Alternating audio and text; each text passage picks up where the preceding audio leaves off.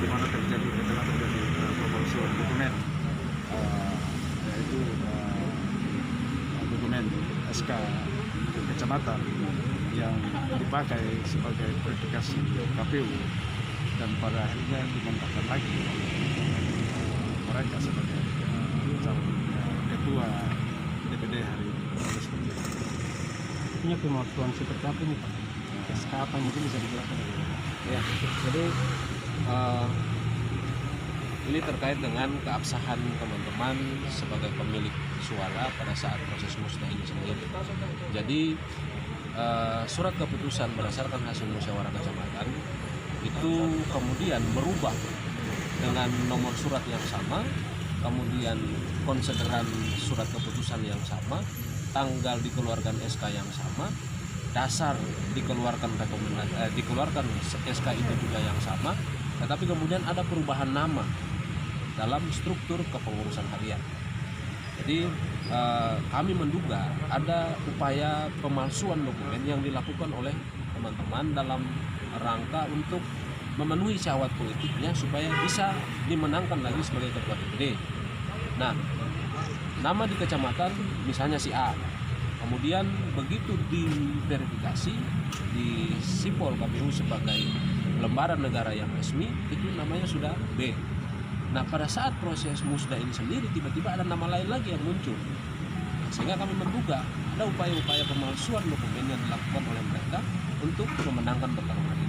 Nah, kecamatan TNS misalnya, di kecamatan TNS sesuai dengan hasil musyawarah kecamatan, yang harus jadi ketua itu saudara Eliam Ilintutu. Nah, pada saat proses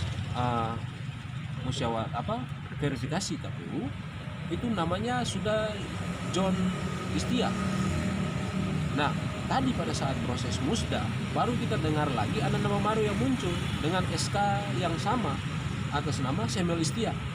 Nah, ini kan berarti ada upaya-upaya yang sengaja dimainkan oleh teman-teman dari pihak sebelah untuk memenangkan pertarungan ini. Nah, soal menang dan kalah itu soal biasa dalam sebuah pertarungan. Tetapi yang harus menjadi sandaran proses dan mekanisme itu yang harus dijaga. Ini yang harus dijaga. Kalaupun kemenangan itu dihasilkan karena sebuah mekanisme yang tertata secara baik, oke. Tetapi kemudian kalau dilakukan dengan cara-cara seperti ini, ya kami tidak terima. Nah, musda yang berlangsung di provinsi hari ini kan sebenarnya kelanjutan dari musda yang berlangsung di Maluku Tengah. Ada keputusan yang dihasilkan dari musda di Maluku Tengah untuk kemudian dibawa ke provinsi.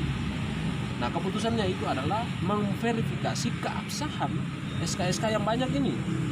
Ini kan ada SK yang banyak, ada SK versi kecamatan, ada SK versi KPU, ada SK lagi versi Karteker dan sebagainya.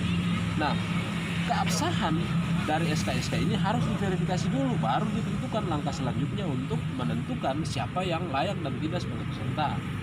Nah, ketika musda di provinsi ini kembali dilanjutkan, bukannya melakukan verifikasi keabsahan terhadap SK-SK itu, malah teman-teman pimpinan sidang melanjutkan dengan melakukan verifikasi peserta. Nah, kita tidak terimanya di situ. Dan karena itu keputusan terakhir yang kita terima lagi, kita walk out dari arena persidangan dan kita melaporkan saudara Rudi Lelosa dan Hasan Al-Fajri terhadap adanya pemalsuan. Ada berapa banyak yang dipalsukan?